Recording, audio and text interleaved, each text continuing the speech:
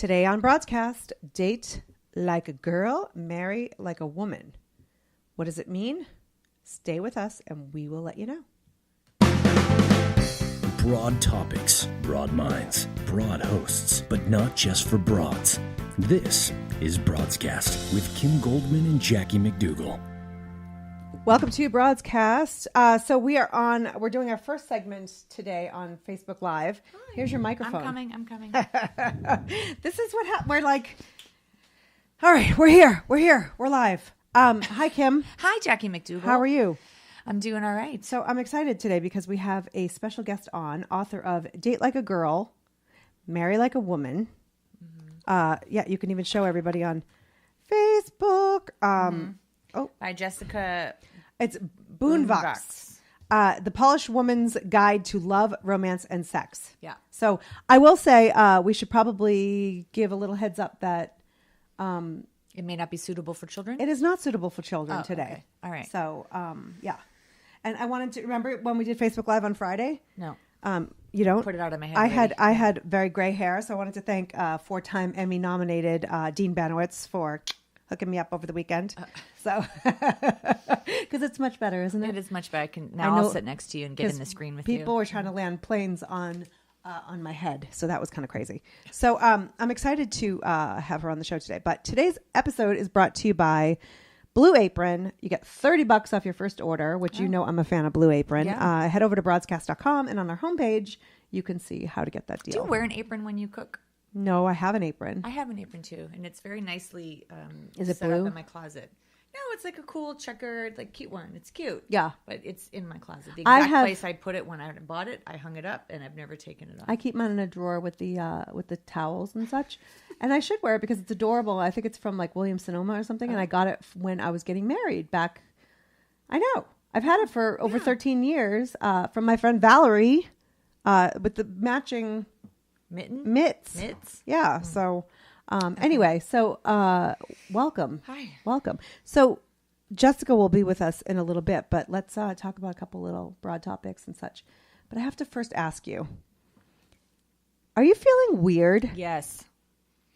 So, yes, I've had a weird. Okay, so let's just back up and say you and I went to an event on Jackie Saturday and I night. went to an event on Saturday night with a medium, Future guest, Maureen Hancock. and so she said during her Q&A and her presentation that I guarantee that you were going to have dreams because there are people in the room that were talking about they haven't been able to dream and connect with their loved ones. And I did not have any dreams on Saturday night That you know of. that I recall. But the reason I'm saying that is because last night I had the most vivid dream that I said to you as I walked in is still playing in my head, that I was kidnapped, I was held captive, I was being shot at, I was trying to be poisoned by John Leguizamo. Like it was like a scene of The you Walking didn't tell me Dead. that part. It was Is such he in an Walking Dead or something? No, but Oh. I literally I had such a restless night, like horrible. I woke up this morning just in a horrible state of something, and I was telling Sam, I'm like, Mike's son, I was like, Jackie and I went to this thing on Saturday night, and there were like ghosts in the room. How come I'm not dreaming about ghosts? And like we had spirits all around us. I'm thinking, God, maybe I opened the gate. Yeah. I don't know, but I will tell you, ask Jeff and all three of my kids. I have been like ever since Sunday morning when I woke up. Like I am still like extremely shaky, and I know, crazy. And so I was saying to Jeff, I'm like, is it that we like channeled or triggered or something like that? If you're a non-believer, then whatever. Then we're not for you anyway. But I'm just kidding. But or is it that there was so much energy from these other people and their tragedy and there were people who have lost children. There were people who've, violence and things like that I was like, am I carrying? Because I'm very... Did you feel I'm like an empath when it comes to other people's like stuff. Yeah, see, I didn't feel that when we were there that night. I didn't necessarily feel it then. Yeah, I didn't feel any of that. Like, On Sunday morning, I went and picked up Sam, who was at camp for a week, and we just really had like a lazy day.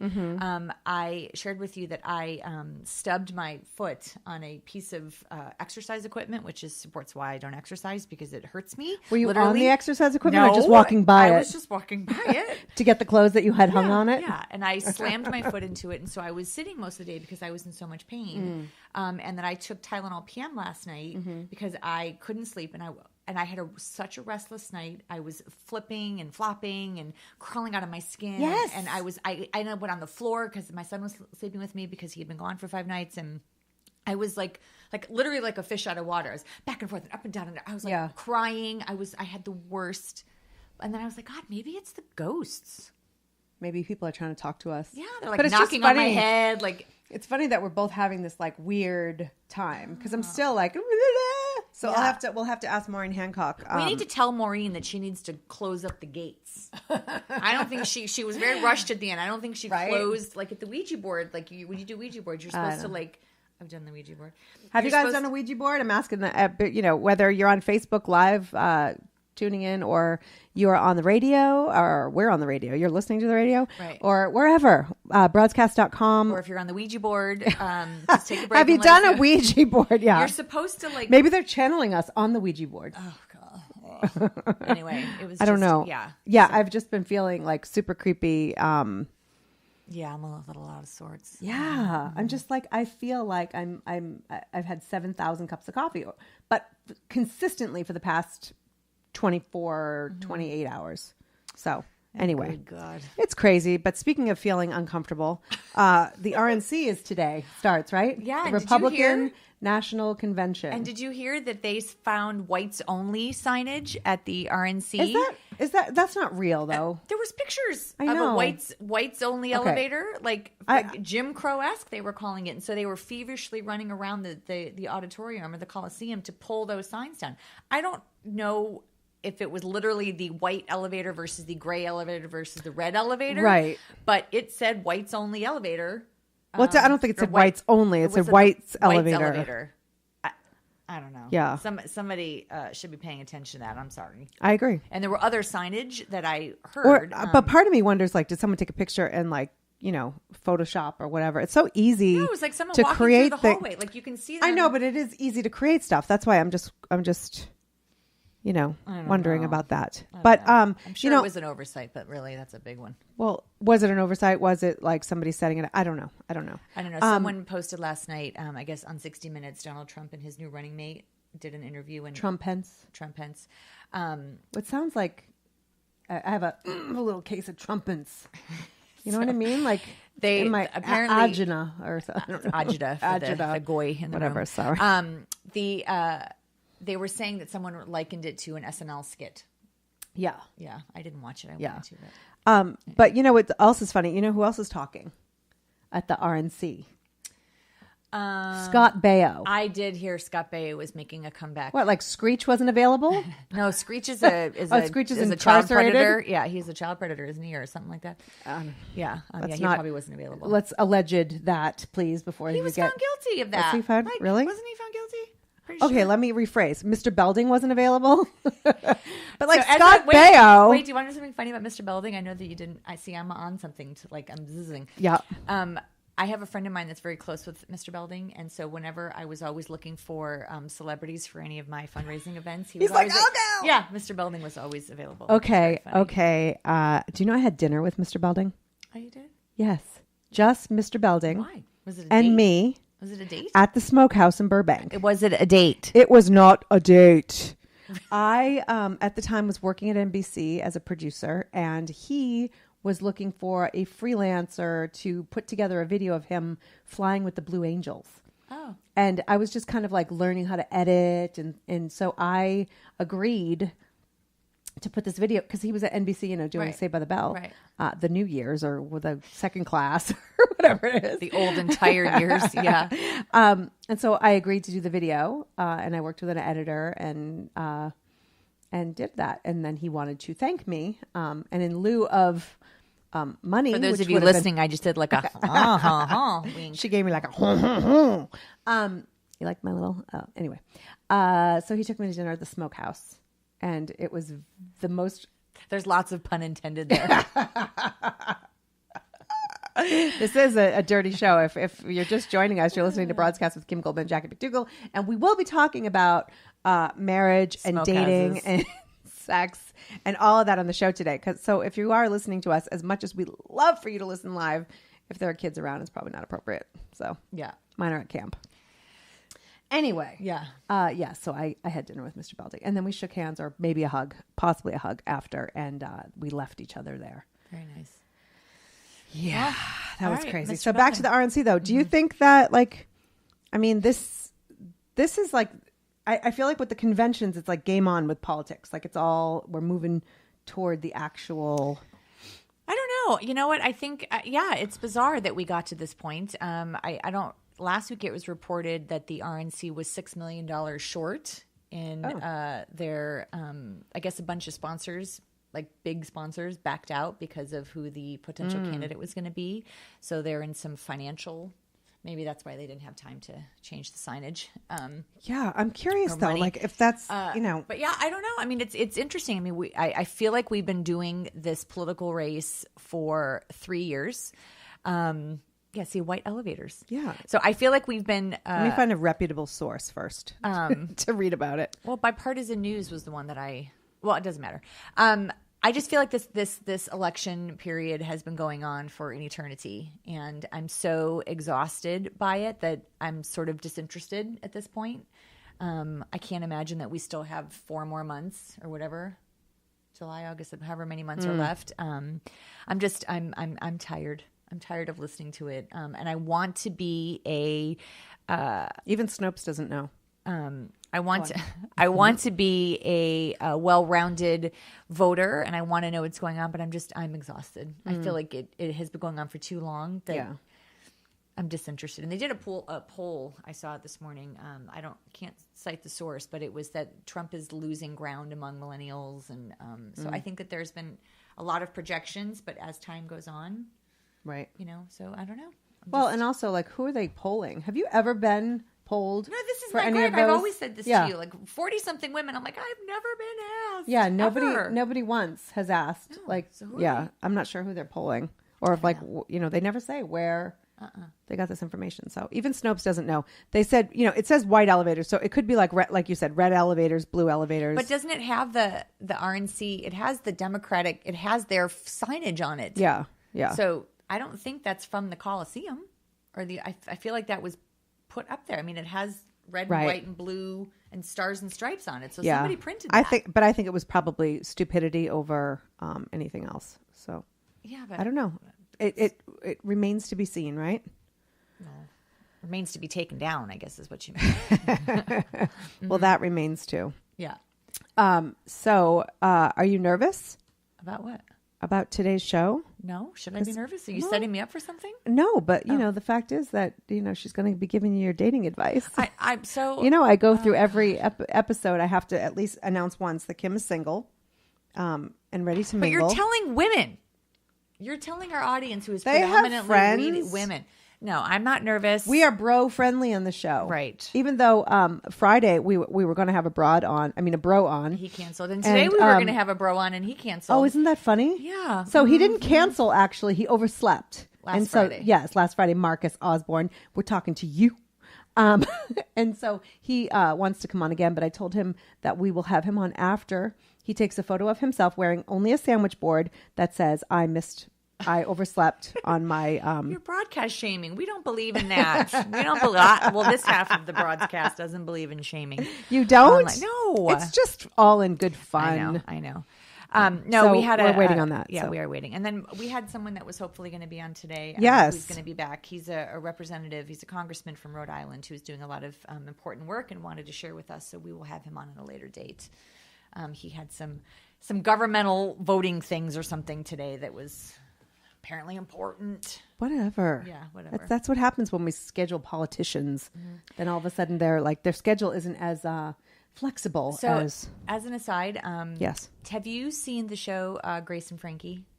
No. With Lily Tomlin yes. and Jane Fonda? Icons. Hilarious. Yeah. Hilarious. I was hear good binge things. watching because, I've been by myself for the last couple of days because my son was gone. Jackie Keeps telling me to talk into the mic. I've been binge watching and so brilliant. So good. I couldn't stop. Like, I only turned it off because Sam and I had errands to run. Okay. Your job is to get them on, and we'll have a Grace and Frankie chat. Everyone hear that? Broadscast. Okay. All right. So we're going to get off Facebook now because we're going to do the rest of our show. And you can follow us live on broadscast.com, wherever you're probably listening to us live on the radio right now. But go somewhere else. Go to broadscast.com and find out where we are because we're going to leave Facebook. Bye, Facebook. Bye, Facebook. But they can still comment there and we'll try to get to their comments. So, okay. But I'm excited to come back and talk to our guest and talk about dating and marriage and all that good stuff. Okay, fabulous. We're going to go to break real quick, and we will be right back. What does being abroad mean to you? Abroad tells it like it is. Doesn't take no for an answer. She exudes confidence. A warrior princess of the urban jungle. Being abroad is being diverse. Strong enough to do things on your own, but smart enough to know when to ask for help. We succeed, we get right to the top. Being abroad is 10% of what happens to you and 90% how you deal with it. Broadscast, where every broad's voice matters.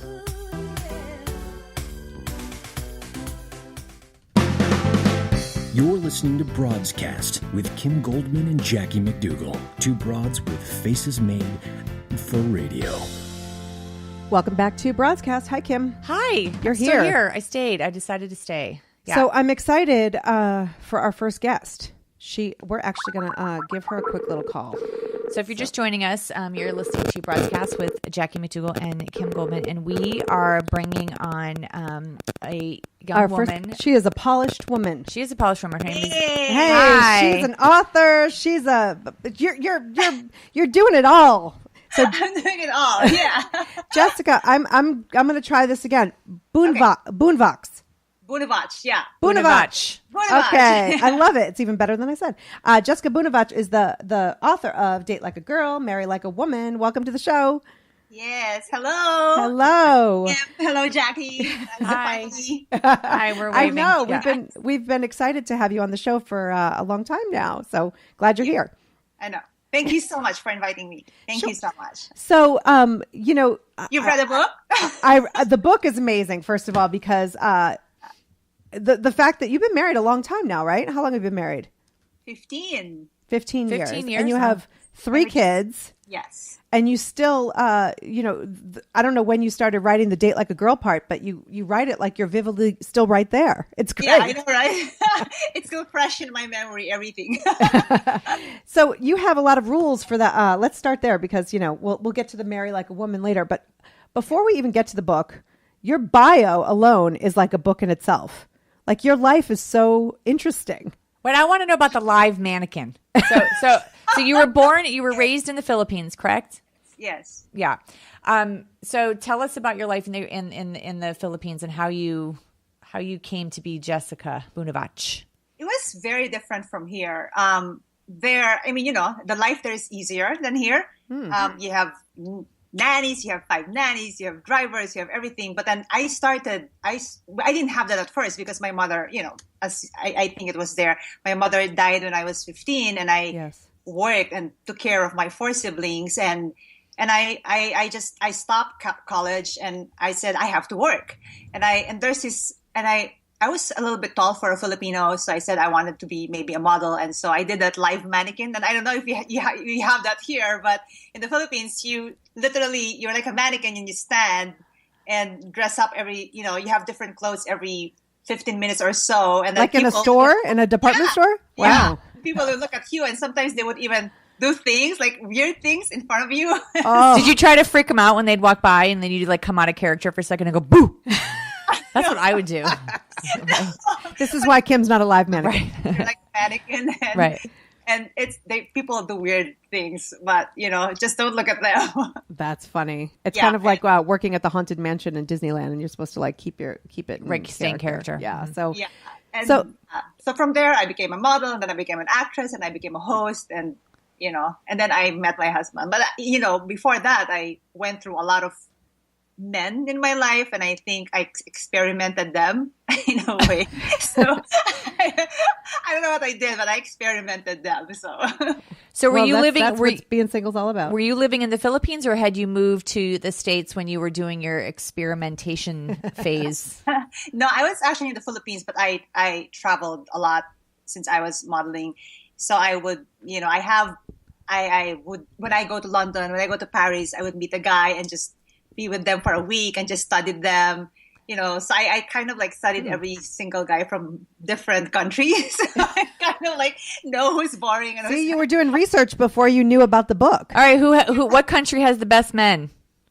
I think for me, Europeans are, I don't know. Europeans are very romantic, and they give you that love at first, and then all of a sudden, like after a while, they become boring. And if you want like a generous one, of course, Asians are really very generous. Like if you want to be treated like a princess, then you go for like maybe half Asian or half American or half Asian, just as long as they have Asian blood. Okay. Oh, well, that's good to know. Okay, good. Mm-hmm. And so what are some of the things? I mean, you must have made mistakes while you were dating in order to kind of make you an expert for this book. Oh, yeah. What are some of the mistakes you feel like you made and you learned from, and that's why they're in the book?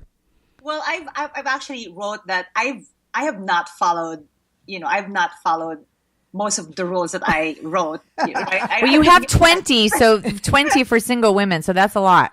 Well, my first rule, which really, really means so much to me, is never date a married man. I dated 2 married men, and I had kids with them, so that's a big mistake. And it was not good at all dating a married man, because you hurt someone else, and you hurt the family, and eventually it kind of like happened when I was married as well. So I felt that this was a strong. So every time someone comes to me, I always say, "Oh, sorry, nope. Don't ever, are you dating a married man?" And if they are, I always stop it right away. Yeah, and so I'm very That's a good rule of thumb. I mean, there's very few times that something positive could come out of that situation. I mean, there's usually ends up in pain for somebody or all parties. Yes. I'm glad though that I had, 2 kids, which my husband adopted, but going through that, that pain that I felt when I was already married, I don't want that to ever happen to other women. So that's why that was my number 1 rule. Mm-hmm. So what do you think, though, I mean, in that regard, what happens when it's like your heart wants what the heart wants, and maybe you were supposed to be, not you specifically, but like when people end up in those relationships, sometimes that's where they're supposed to be, but timing or circumstance, didn't allow that. What do you do then? I think it will all depend on the guy. I think I know this person who's actually very attracted to, a married guy, and I just told her to stop. What are you doing? You're just wasting your time, because I know that the guy will not leave the wife. It's all about saying, I feel like he's just, all these men. I mean, I've been with a lot of them. I felt like they only used me for the time that they're having fun and enjoying, me. And then after a while, they're not really going to leave their wives because of the kids, right? And that happened to me. But there are some circumstances that they really leave their wives and be with this girl. But you know what? The fact is that, and that happened to me in my second child. It wasn't happy. I was not happy at all. I was miserable living with a guy, right? And with our newborn son, and it's just not. I was not happy with the whole time that I was with him for years. Well, do you believe that theory that once a cheater, always a cheater? So if he does it to somebody else, he'll do it to you? Yes, and so I think that happened as well. So it's I don't know. There's a lot of guys out there. Just be with someone. Be with someone that's single. And if you really meet this guy, and if the guy will do everything in his best, clear out everything first. Right. Mm-hmm. He wants, be with and take care. Make sure that he will take care of the wife, take care of the husband, and not just forget totally the whole family and then be with you. And I think I won't agree with that, because I think that you can possibly do that to me as well, right? Right. So, yeah. Yeah. So let's skip over to rule number 6. Set the bar on the first date. Tell us a little bit about that. Come on, Kim. Like there's a lot of books out there that you have to play games and stuff. I just don't believe in those. I just want to say, okay, this is me. Like with me, I'm Asian. I'm used to being treated this and that, like as a princess, as this. When I first met my husband, I knew he was from here. And I said, you know what? If you're gonna be with me, you have to take care of my 2 kids. You have to take care of my siblings. You have to take care of me. And you want me to move to the U.S. Then and what am I gonna do in the U.S.? My whole career is here. So you literally have to take care of me.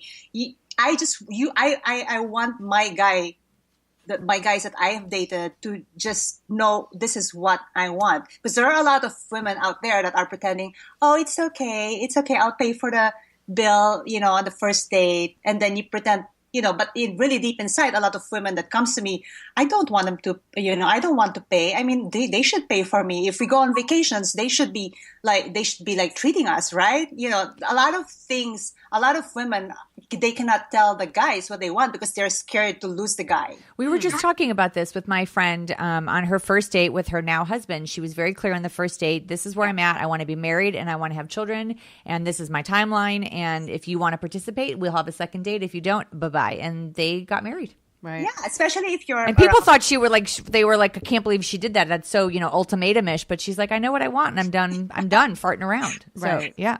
Yeah, I think you just have to be upfront. You don't want to be 37 years old and you're not telling him that, hey, I'm 37 years old. It's okay. I can wait for another 3 years, 5 years. By the time you know it, you're 40 years old and he hasn't proposed to you yet, right? Right. So I just feel like when I met my husband in 2 months, we already knew, okay, we're living together and then we're going to get married after 6 months. We already knew like right away. Mm-hmm. Yeah. But I think that, that can be a little broader and it's honesty because if you are somebody who would who doesn't want to be paid for, first of all, but if that's really important for you and don't be that because Kim and I talk about this. I always tried to be the cool girl, who I don't need you. I'm good. Everything's chill. And then the only person I was ever totally myself with was this guy, my editor, because I never expected that he was the guy. So I was me, 100% me. And we end up together, and so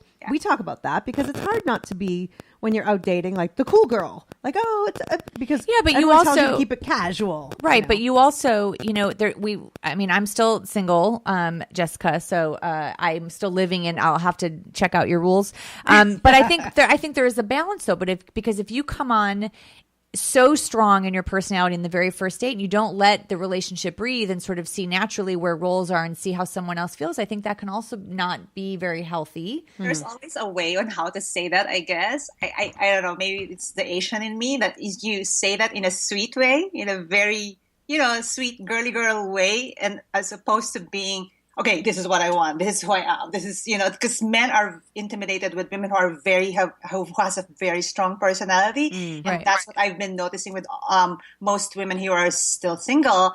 And there's a friend of mine who's actually getting married now. Finally, she's getting married. And she's like that. She's very strong. And I'm like, yeah, okay, we're going to Lake Tahoe. And she paid for herself like the whole time. And I'm like, why are you paying for yourself? He should be paying for you. He invited you to go to Lake Tahoe. He's like, no, but he said we should share. I said, I don't think so. So she's been like that all her life. But now I said, be a woman, be the girl, respect yourself. I feel like you want to give value to yourself. And so she started doing that. And she told this guy, she's marrying a 47-year-old guy. Very good. And he used to be like that. And now he was like, no, I want you to take care of me. I want you to do this. And now I think they're okay. The guy literally changed his rules on how to treat women. See, she trained him. That's what women have to do. Yeah. Really? Yeah. Do you think it's important? You just mentioned role. Do you think it's important and I know as we get into the marriage part, that men and women have clear roles? Because Kim and I talk about this a lot. Yes, I think I wrote that there, and I tell my friends about this. Women wear the neck when they're the head. So usually we direct the guy. If we don't direct them, they don't really know what to do or where to go. They just be floating heads. Yes, that's why when I talk to some husbands, they're like, "Why don't you just write a book about guys? Because we don't know that my wife likes that, or this guy that's dating another girl." It's like, but she didn't tell me that she wants me to pick her up. Yeah, but that's what guys do. You should pick her up when you go on a date and take her home. As opposed to just meeting in a bar and just having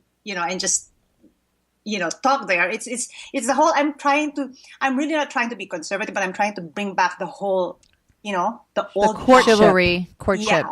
Yeah, because I want that to happen to my kids. Do you think that internet dating and online match and all that kind of stuff removes the element of courtship in a way, because there's so much out there so quickly with pictures and stories and like your bios and your profiles that you give up so much? I know that's actually one of my rules, that don't reveal everything to the guy. Right. It seems like reading all the bios and everything, like, oh my God, you know so much about the person, because I've been married for 15 years and I still want to learn about my husband, and the same thing as this. So I don't really reveal every single thing. It's nice to hear from him that, oh wow, really? You like that? It's not, you continue to learn about each other, and it doesn't stop just because you're already married. So I with the question, I think this is the whole dating thing now. So, but maybe not if you're gonna put it out there, not everything, right. Just a little bit about yourself, and I believe because you don't know the person, that meet, you can meet in the club and or whatever, or the restaurant or the coffee shop, and meet each other, and then if as you go along, and if you have gotten to know each other, then it's time for him to pick you up and take you home. Be that whole, girl thing, right, the girl. Right. Yeah. That is the fun part of it. Yeah. I don't know. It's been a long time. I forgot what that feels like. Yeah. As well, right? Yeah. And so several of your rules, I think 4 of them are all about like how you dress and the shoes you wear and how you smell and your hair. Do you tell us a little bit about that? Like why you put so much importance, or not, you put some importance on your appearance. Is it for the single or the? This is for the single, yes. Well, but I think it actually is for both, really. Yeah, it's for both. But I'm more particular when you're already married, because everything changes as soon as you get married, right?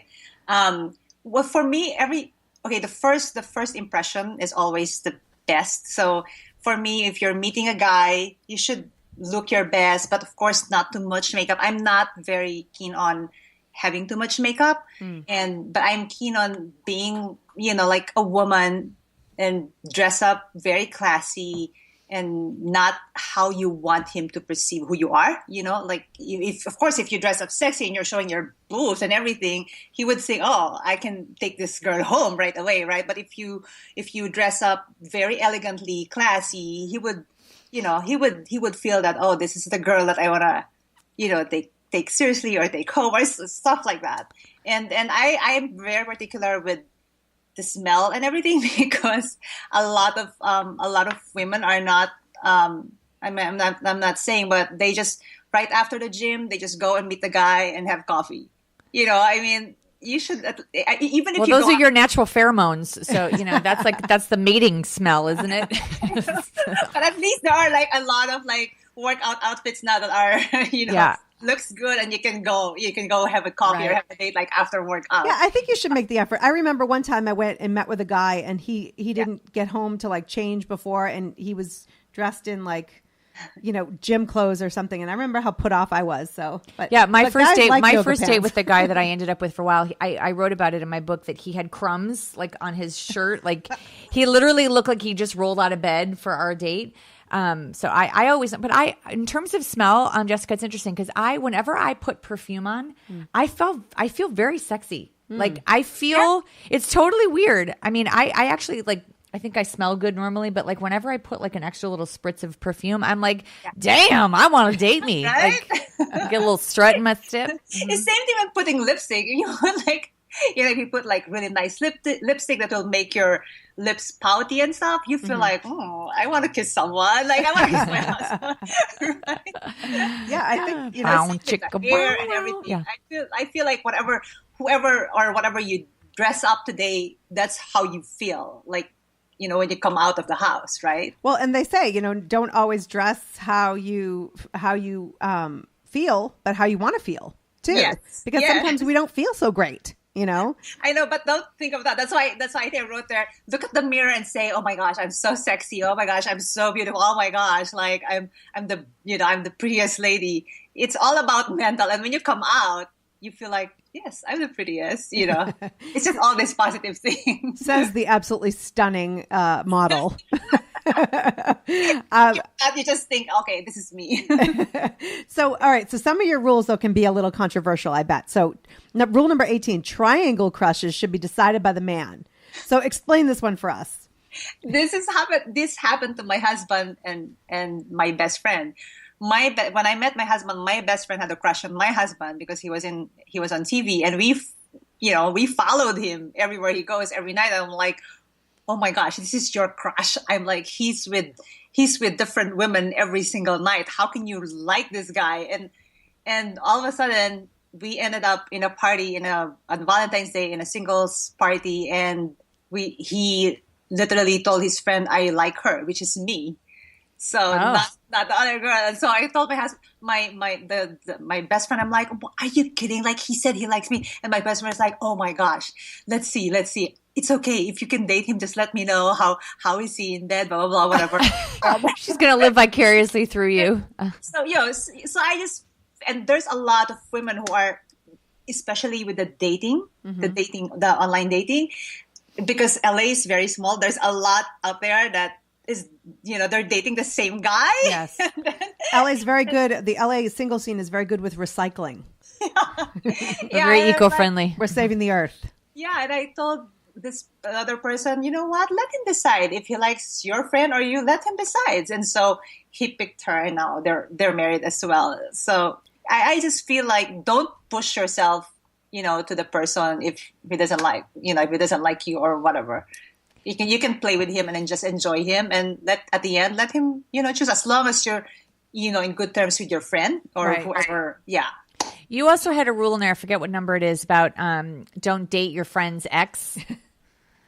Yeah. Yeah. So I'm a rule breaker. I did that. I fell an ex-boyfriend of mine. We met at the same time. My girlfriend and I met him at the same time, and he had expressed some interest in me, but I was dating somebody then, and so my girlfriend and he ended up together for, my gosh, maybe like a year and a half or something like that. And years later, he and I reconnected. We were very good friends, and we started to have romantic feelings for each other. It was fast and furious. And I actually talked to my girlfriend about it, and she's like, oh, go for it. I think you guys would be great. She actually suggested that we date. Yeah. And he was like, broke my heart, love of my life, horrible ending to that story. But the beginning of it was beautiful, and I felt all the things I was supposed to and want to feel. But I would have missed out on that had I... Do you ever think there's exceptions? Like, I'm looking for validation is what's happening, Jessica. Yeah, it's only, you have to, I think I wrote it there as well. I think you have to just ask the person. Like, there are a lot of women out there that, no, as long as she doesn't date this, and that. If you're, especially if you're very close to the friend, to your friend, if she says, no, it's totally fine. But then again, there's a lot of friends that says, oh, it's totally fine. But then it ends up like the guy was only dating the girl because she wants to be with the ex-girlfriend. Right. There are a lot of situations. So I think you just have to, really find out what's the real deal. Does he really want to date me, or talk to your friend and make sure that she's not hurt But for me, if she says, okay, don't date this guy, then don't date the guy, even if you really like each other, because I don't know how important that friend to you is. Right. It all depends. But if you want your friendship to be, to break up because of this guy, who you're not even sure. Because for me, I think it's in my last rule. For me, I always perceive that the relationships doesn't really last forever. I think that's why I was not really brokenhearted, because when I lost my mother at a very early age, and I just thought, oh, it's easy, it's easy to get rid of or to forget people that fast. Right. So you didn't have a strong attachment. Yeah. So the heartbreak didn't exist. Got it. That's for me. So I mean, you have 30 rules. It's like 30 rules for singles. For the singles. But before we move on to the marrieds, because I'm interested in that side of it, bring the feminine back to feminism. I know. So tell us a little bit about that. I know a lot of women wouldn't like that. I just thought that this is my role with my friend, because she, as I've said before, she's getting married now. But as I've said before that, she was some sort of like very independent with her life, and she felt like she doesn't need she doesn't need men to take care of her. Right. You know what? At the end, I asked her, I mean, is that what you really feel? I mean, is that what you want? No, I want to be loved. At the end, all of us, we want to be loved. Even if we're very successful businesswoman or politician or whatever, at the end, what do we want in our life, right? Mm-hmm. We want to be with someone. We want someone to love us. And I always tell guys this who are old and cheating, and I always tell them, I said, really, you want to cheat right now and you're freaking 57 years old, 60 years old? You really want to die alone? Like, really? Like, do you think this wife? Because at the end, it's always the wife that takes care of the ex-wives that have married to are the ones that takes care of them. It's not really their mistresses, right?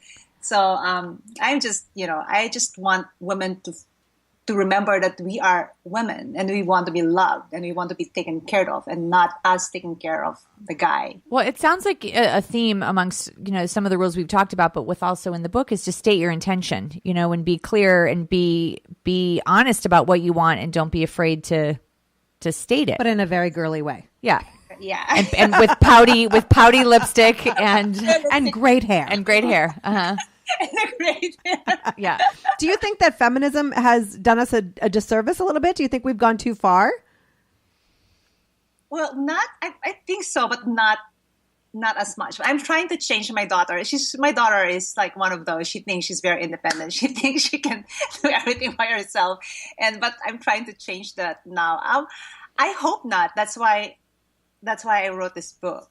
That's why I when I talk to women, I just have so much, to say and so much to give to all these women that I talk to every day. And I just want I just want them to feel whatever I have now.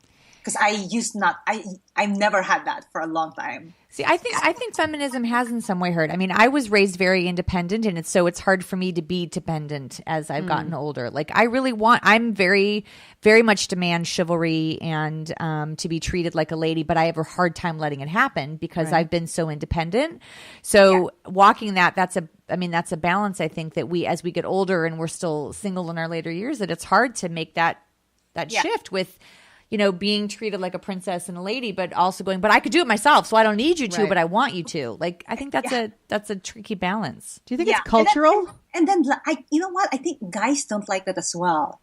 Because when I just think that they're it hurts their ego in a way if you let them feel, oh no, I can do this. But of course not all the time. But for me, the most of the relationships that I've been with for a long time, it's mostly when I give them all the accolades. Oh my God, thank you for taking care of me. Thank you for doing this to me. Everything, showing that they are the head of the family or the head of, the relationship and not me. I know that a lot of women will not agree with me, but so far the relationship that I have talked to and dealt with were all successful because women are women and men are men. So it's interesting you say that we on our show last week we talked a little bit about subservient women. I know, but you love saying subservient. Kirk Cameron, who used to be on Growing Pains, came out and he was talking about how he believes that the woman basically needs to follow the man's lead, and just it's all about the man. He's in charge, and she just kind of acquiesces to him. I mean, it sounds like a little bit. It's hard at first. But it sounds like that's what you're saying a little bit, that you think that has worked for you, that setting that situation's worked for you. Yes, at first it was really hard because I was independent all my life, like half of my life, being the eldest, the oldest daughter, and being just me alone without having parents, and it was hard at first when I married my husband, but as we get to learn each other, I felt and I see that he wants to be really the head of the family, and he wants me to stop working, not really like full-time stop working, but he wants to be treated like, oh, you ask dad, or oh, you ask you ask my husband, or you ask this. He loves it when I ask permission for everything, but of course I can still do whatever I want, but it's just the respect of, hey, do you think I can go out with so and so, or hey, do you think I can do this and that, stuff like that. But when it comes to buying clothes, I still, I don't ask permission from him. Well, if he wants you to look the way, that you feel he wants you to look. But I do that. And, I was 31 when I got together with my husband, or 30, I don't know, somewhere in there. But, so I had a long time, I had purchased my own house. I had a career. I had moved across the country. And so I was very much like, I could do it myself. I had a drill in the house and I'd like fix things. And so it was very difficult, I think, when he came around to let him lead. And he's also a very, chill, relaxed kind of guy. So he likes it when I take the lead.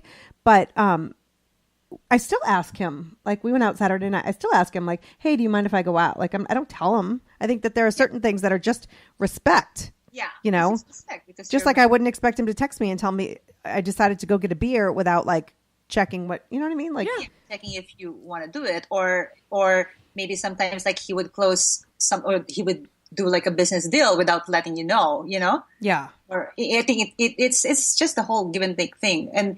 But for me, everything I tell him everything first, and then we will decide together. Right. So that's for him and I. So if you're just joining us, we're still on Broadscast here with Jessica Bunevacz. No, Bunevacz. She's the author of... Yeah, I know. That's why sometimes I don't give my husband's family name. I just say, Rodriguez. Oh, no, I love it, though. It's so fun to say. Date Like a Girl, Marry Like a Woman is her book, The Polished Woman's Guide to Love, Romance, and Sex. Although I feel like I could not be more unpolished. I feel like, like the varnish has already been... I need to get back into this. So the second half of your book. But hold on. I want to ask one question before we get into the marriage. Do you feel like it's totally cultural? Do you feel like American women are like, I have it, get off, I don't need a man, blah, blah, blah. Like, and there are other cultures who still have that, like, use their femininity a little bit more? Yeah, there are a lot of women that are like that, and they say, no, I don't need a man, I'm okay. But at the end, then again, at the end, I don't know. For me, I'm so in love with love. I'm a very hopeless romantic. I want someone to be with me. I want to give love, and I want to give, it's for me, it's all about love. And if I don't have that, I think it's hard for me to. I do think that there's culture involved. I think that we're such a melting pot of different cultures in America that I think it's easy to kind of lose connection to what your upbringing has been. But if you stay in your home country, I think that there are traditions and culture. I just think that when are a lot more accepted. Yeah, and expected to some extent too. I think that we've let a lot go here. I think it's really as silly as it is. I was born and raised in Chicago, and I have very high standards and morals. But when I'm not around like-minded people, it's hard for me. I'm like, I'll let this one go this time. But if I was around people that shared that lifestyle with me, because that's the environment I was raised, it's easier to maintain it. Yeah. Anyway, there are a lot of women. There's one person that I know that she got brokenhearted several times, and she thought, oh, it's okay, I don't need men, I just won't do relationships and all, and all of a sudden she found love from another woman, Right. So at the end, I'm just saying, the reason why I'm saying this is, at the end, okay, so you told me you don't need love. You told me you're okay to be alone, and you're okay to die alone, or you're okay with this. And all of a sudden, now you're coming to me and you're saying you're in love with this woman, and I'm like, and now they just got married, right? And you know what? That's why. So I'm saying, some women need companionship. Some women need, love from, whomever. from whoever they think. Yeah, they think that they're gonna love or whatever. So I just think we're all the same. We're vulnerable in some way. We are going to be very vulnerable, and we'll need someone to be with us. Right. Yeah. And I like the fact that you're able to pull that vulnerability. Everybody may not agree with everything you say in your book, and that's okay. Yeah. That's okay. That's right. This is your experience, and these are your thoughts and feelings and your expertise based on your own upbringing, your own childhood, your own marriage, your own dating relationship. And I think that, there's a lot in there as far as like kind of getting back to, to who we are. We do live in a time where it's like, you got to do everything. I've got to be a working mom, and I've got to take care of the kids. And now I'm supposed to, according to one of your rules in the marriage, I'm supposed to never say no, Jessica. I know. There was one reviewer. I had to hide that chapter from my husband. Just kidding. I love that quote. Keep that stack empty. I know. Okay, the reason why I said this is I think I wrote it there. There was an instance that when I'm sorry to say that, I don't know if I can say it, but we had the problem, my husband and then I had my vagina done, blah blah blah, whatever, and I literally didn't have sex with him for 6 months. I think that was 6 months. But then again, something happened. We moved here. I resented him. So it was all very awful that my husband kind of like had an email affair and sort of. Mm-hmm. But then again, because of one of my rules, and I checked everything about, on what he does, and I was able to find out in 4 days. But of course, that hurt me, and that triggered that whole the number one rule on my single, not to date a married one, because it really hurt me for like years. And I just feel, and most of the time, all the couples that I have counseled, most of them, the only reason why their husband cheats is because, number one, they don't have sex. They forgot to have sex. They stop being beautiful. They stop giving the accolades that men need, and then they just don't respect them. But most of the time it's really sex. Right. And so that's why I think that's the number one thing. And every single guy that I ask, what is the most important thing for you? Sex. But is it really about the act of that? Because I mean, I have a theory, two theories. One of them is everybody is a cheater. It's void plus opportunity equals cheater. So you have to manage that. So you have to either manage the void or the opportunity. And I think it's a little bit of both. And so I think when you're not having sex, you're not necessarily connecting in a way where you're letting everything else go and letting each other know that you're a priority. So it could be because anybody could, finish the job in a multiple ways. But if you're not taking the time or saying yes or being with that person you love, he's not feeling as valued. Yes. And so I think that's when people start to seek outside. It's not, I've never known anybody who's gone for an outside relationship because they were more attractive. I don't think men cheat because somebody else is more beautiful. There's always going to be somebody else. Some of them actually end up dating someone who's actually less attractive. Correct. Lives, right. Because that person made them feel like they were the king. Yeah. They're special, made them feel like, they're the guy and they're the head of the, the relationship. Exactly. So it's not necessarily about the act, but about the fact that we all deserve in a marriage to feel like we are valued and important and sexy. Yeah. But if you're saying that the woman should always say yes or she should never say no, what if she's just not in the mood and she is like, are you encouraging a woman to just kind of fake her way through it? Or do you believe that once they start, she'll get into it? What if she just really, truly isn't into it? I wrote this in the book that if there are ways on saying no, there are ways on saying in a good way, because once you say no, you're already hurting their ego. Right. I know, because I asked my husband about that. However, you eventually feel that, oh my gosh, he just said no to me. They feel that their egos are hurt. But if you say it in a nice way, okay, let me tell you, why don't we just, okay, no, I'll sexy. give you a surprise tomorrow. Let's do, I'll be whatever role playing you want to do tomorrow. To give him, if you're not really like, and you're tired, give him something like to look forward to the next day or 2 days after. You can always, say it in a very, very nice way. And it's, again, in a girly way. Right. I wrote a post a few years back on Huffington Post about how I think it was like something about ignoring the kids for your significant other and like how important it was. I can't even remember exactly, but I had said something like fake it till you make it. Like, I think if you are saying no for 6 months at a time, there's a bigger problem. But like on occasion, if you say no, like I'm just not there, I think they could be understanding. Right. But I also, I agree with you sometimes. Sometimes you're not, but it's kind of like, it's kind of like working out. You know what I mean? Where you may not be 100%, but I mean, it's scientifically proven that action creates, what's the word? Like the reaction? No, like the motivation. Motivation. Thank you. Mm-hmm. Motivation doesn't always come first. Yeah, it's the action creates the motivation, and sometimes you have to act, and then the motivation will come. Because once it starts, and then you're like, why did I say no? Like, why was I thinking? I don't know. Right, and then after, and you would feel like after every sex, he's more.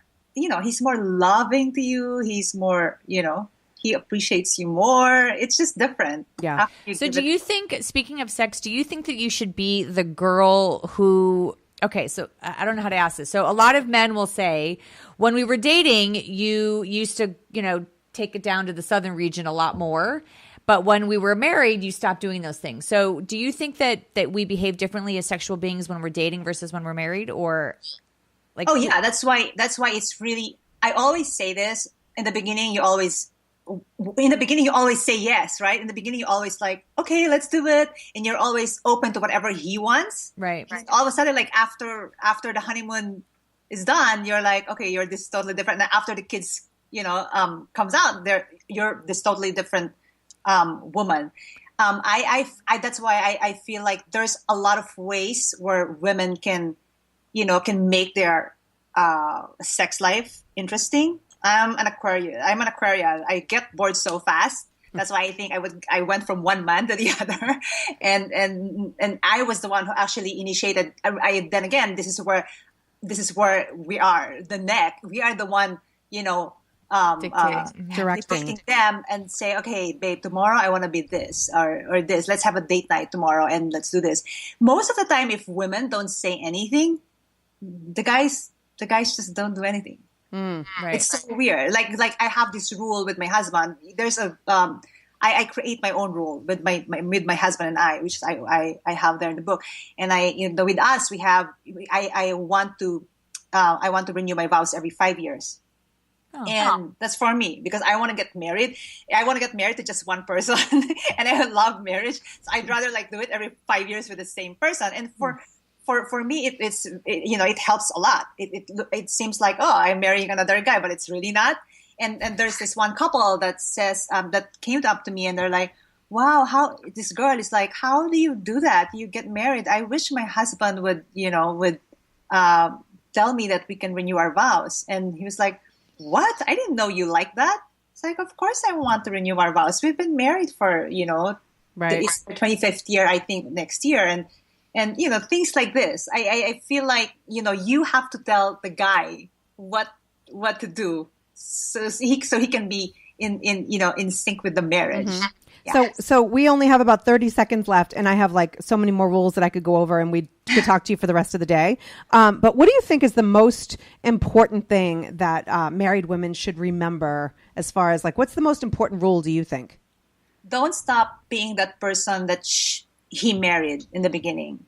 You want to be that. You want to be a better woman than the one that he married. So don't stop learning about him. Don't stop giving him the accolades. Don't stop, giving him surprises. Texting, I know it's very